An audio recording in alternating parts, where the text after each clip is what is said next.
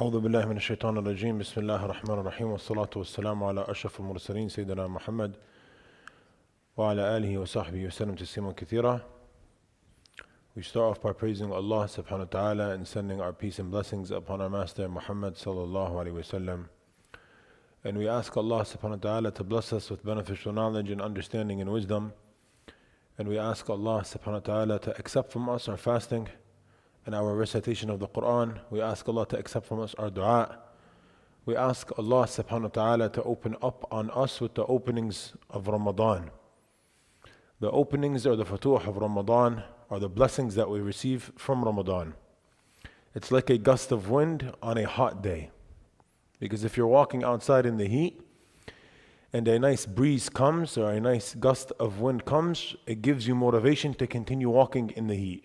Because it feels good to feel a breeze in a hot environment.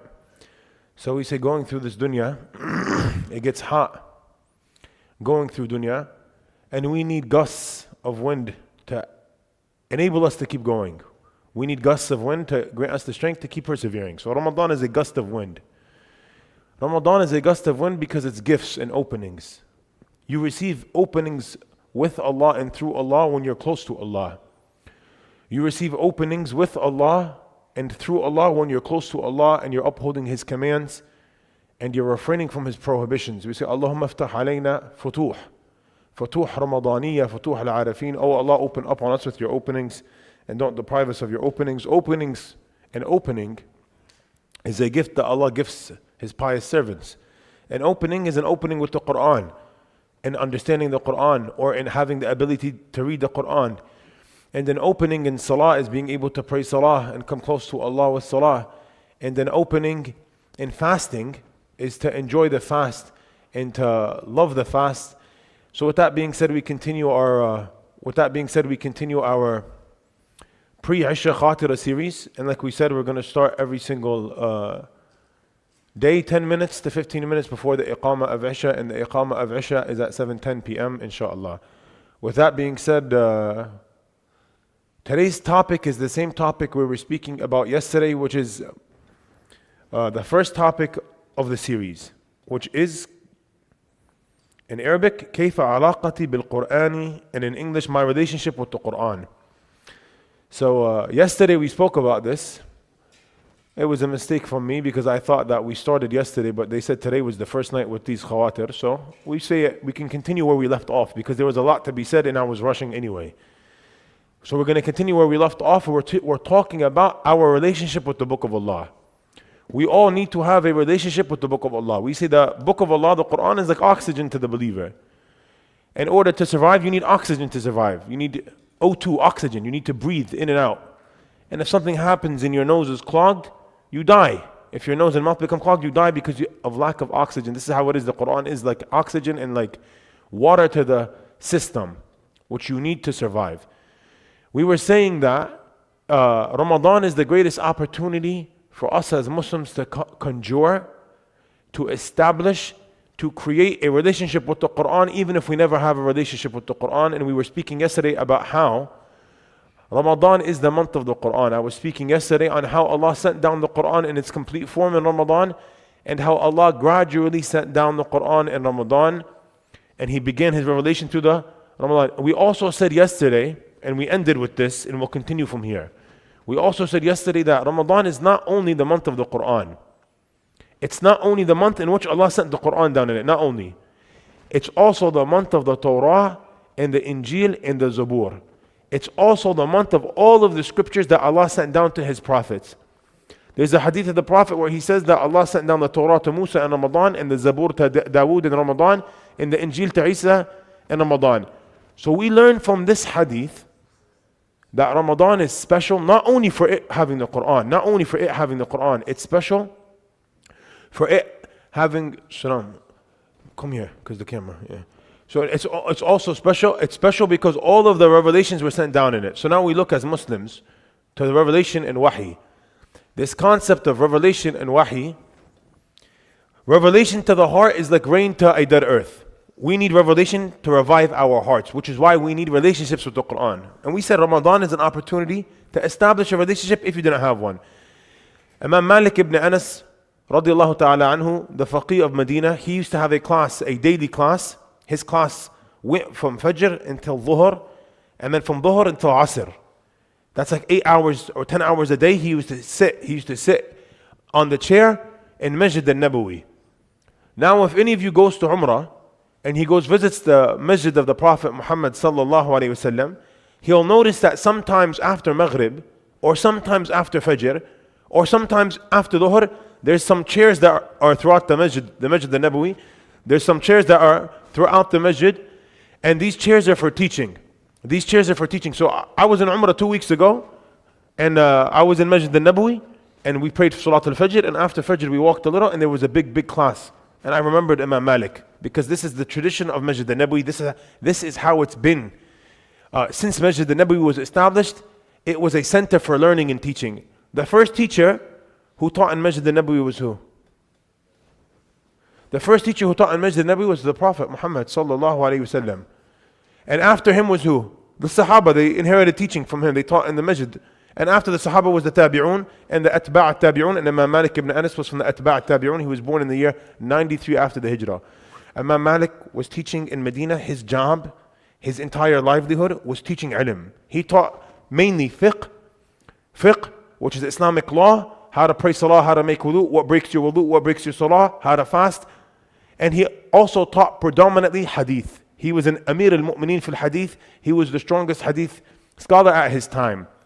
When Ramadan would come in, Imam Malik would stop doing what he was busy with. And this is narrated in his life. Imam Malik used to stop what he was busy with, aka he used to stop teaching fiqh and hadith in order to focus solely on the Qur'an, to spend time with the Qur'an and to ponder on its meanings. And I say this because he was already busy with goodness. But he wants to conjure a strong relationship with the Qur'an in Ramadan, because Ramadan is specifically for Qur'an. Ramadan is specifically for Qur'an.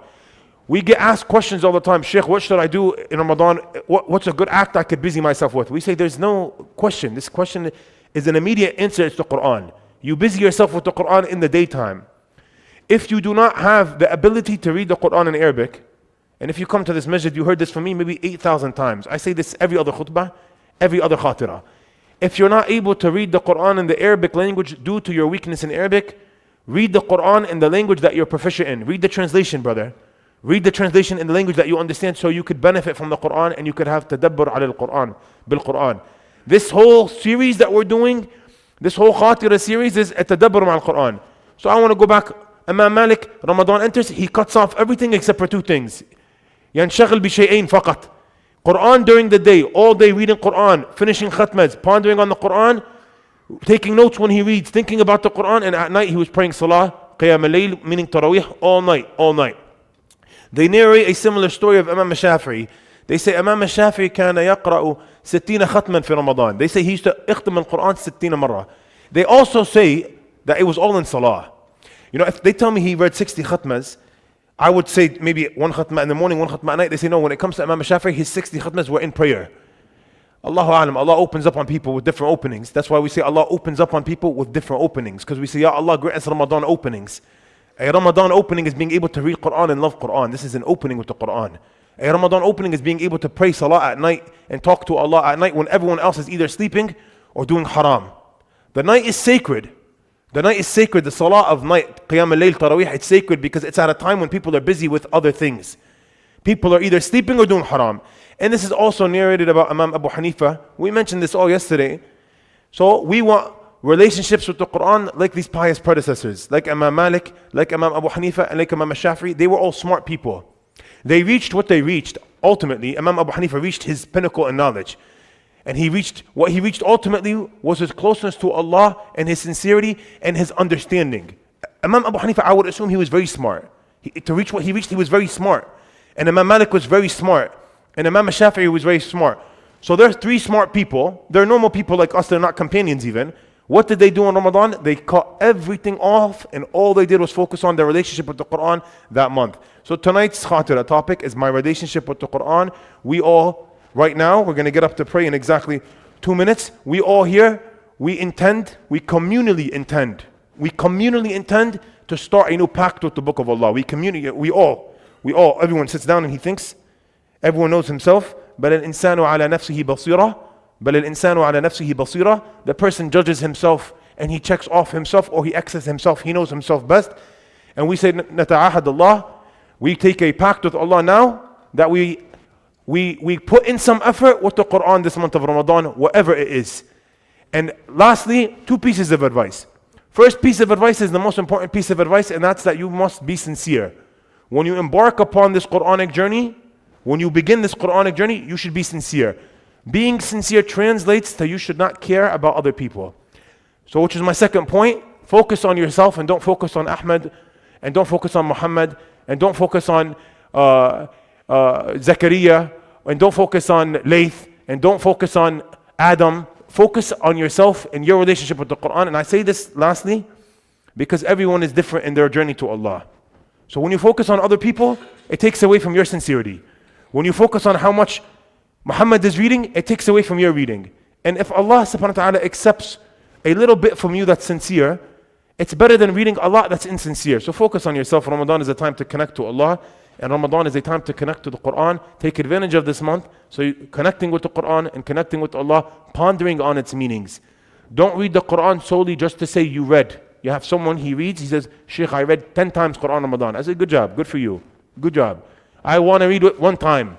I want to read it half a time. I want to read 1 surah. I don't care how much. I care how much I benefit. I care how much I benefit. Abdullah ibn Umar ibn al-Khattab, it took him 13 years to memorize Surah Al-Baqarah. He was smart, he memorized 6,000 ahadith. He narrated 6,600 ahadith. Why did it take him so long to memorize Surah Al-Baqarah? They ask him, why does it take you 13 years to memorize Baqarah? You go to Egypt, go study in Egypt, memorize Qur'an. There's people, they show off. They compete with each other. One guy, he finishes the Qur'an in 4 months. One guy, he finishes in 6 months. One guy, he finishes Baqarah in 2 weeks. Abdullah ibn Umar, 13 years for Baqarah. They say, why it takes you 13 years for Baqarah? He goes, how can I memorize a verse and not implement it? I want to memorize a verse and implement it. I want to memorize, Baqarah is all ahkam. Baqarah, all law and regulation. He goes, I want to memorize the verse and I want to implement the verse I memorized before I move on to the next verse. What's the point of me memorizing a surah and not implementing it? What's the point of memorizing a surah and not making it a part of my daily life? It's going to be a proof against me, not for me. We ask Allah to grant us understanding and wisdom and sincerity, and to grant us a close relationship with His Qur'an. Wa sallallahu ala Sayyidina Muhammad wa ala alihi wa sahbihi wa sallam. Inshallah we can stand for salah.